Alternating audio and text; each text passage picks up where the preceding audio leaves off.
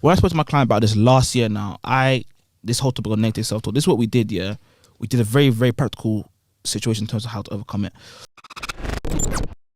So first things first, she had all these negative self-thoughts and self-talk about herself. I told her very simply, write it down. First of all, there was a bit of hesitation. I said, no, write it down. Like, you'll say all these thoughts, write it down. And the reason why we had to write it down first before anything is because once you put on paper, yeah, I truly believe the words lose power. Because in our heads, the words have so much power.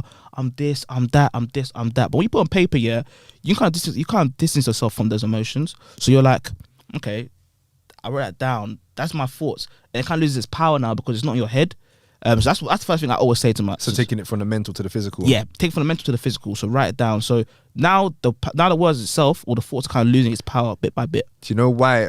Just on that topic, sorry, I know you lot, but just on that topic of writing it down, yeah, would you try and solve a complex math problem in your head? Come on, bro. I remember that's what Rob Dow said. He's like, would you try and solve a complex math problem in your head? No, you wouldn't. That. You wouldn't try to do A plus B squared equals C squared, all of that. In your head, you would work it out on paper. Yep. Why? Because it makes more sense and it's more clearer. Yeah. So when you get all that stuff out of your head and you write it down on paper, that's why writing down things on paper makes so much sense. Precisely. Because it helps. It helps it get out of your head. Precisely. And you get out of your own head and it gets onto paper so you can work it out. Precisely. Get out of the funk, Precisely, bro. And you know what my thing is too? This first step here is the first step only, but what you realise, a lot of these things you actually can't even write down because you're thinking these are so bad, man. I can't bring myself to say it. Yeah. So, but if you do get past that first step, you wrote those things down, right? So, okay, you wrote that down, and then what I always say, and be honest with yourself. Yeah. What I say after that, read out to yourself. Read out to yourself, and then usually what she had those hesitations. Oh, I don't want to do this, Rob. I was like, no, read out to yourself. These are the thoughts you say about yourself. Read out to yourself. And I know this sounds harsh right now, but trust me, it gets better. Like, it gets better at this, right? So read out to yourself. And then, so she did that, right? That's like, go say in the mirror to yourself. She's like, I can't do it, bro. I can't do it. I don't want to do it. I was like, no, just do it. Like, these are thoughts, right? And then I said, alright, cool. So she did that. And then I said to her, go say it to your little brother. And she's like, I can't do it now, Rob. Stop it. And I said, boom. That's the maximum. Gotcha. So, okay, cool. So there's a negative self-thought. So you said it out loud. You said in the mirror. You can't say to your brother. These are all things you have. What, a little brother? Yeah, a little brother. These are all things you had hesitation to do. Why? Because these things I don't want to say to someone else. Okay, so if that's the case, why you say it to yourself, Queen? Like, I think a lot of, when I call people kings and queens, bro, I don't say it for bands. I don't say it for charm. I say it because it's a fact. You are a king, you are a queen. Why are you talking about yourself like that? You are a king, you are a queen. Why are you talking about yourself like that? So the most important thing is, yeah, and this is a very practical step in terms of how to overcome negative self-talk.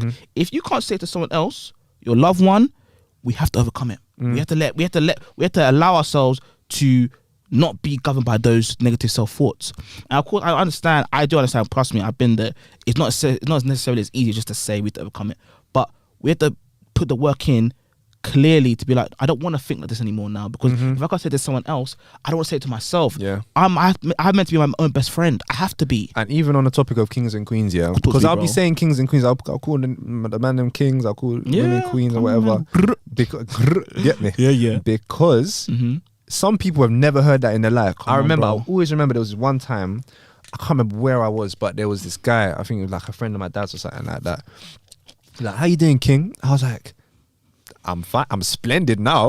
You know what I'm saying? I'm splendid now. I'm good. That's old English in listen, I lost my vocabulary. I said, yeah, that's me. Okay. Yeah. And the way that I felt, I want other people to feel. Come on, broski, man. Do you see what I'm saying? Come on, broski, man. And some people have never been I've never been called king until that point, innit? Yeah. And obviously other people have called me king after that and that kind of stuff, and it's nice to hear. Come on. But up until that point, I've never been called king. And some people in their life have never been called king. You're royalty. Royalty. Do you see it? You are royalty. Bought with a cost. Bought with a cost. Do you see it? Yeah, my man. You're royalty.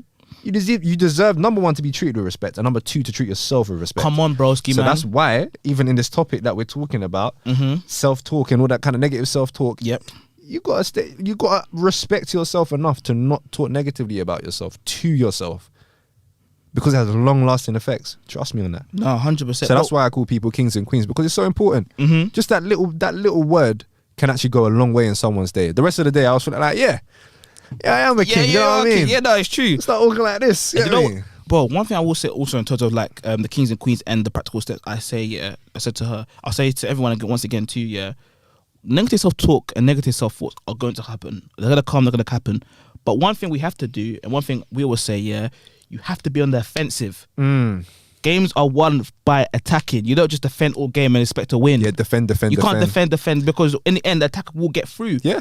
It's true. Basketball, football, it happens. And this is something about life too. Can't park the bus, man. Can't park the bus, man. Big up Mourinho, fam. But you can't park the bus all the time, man. FIFA.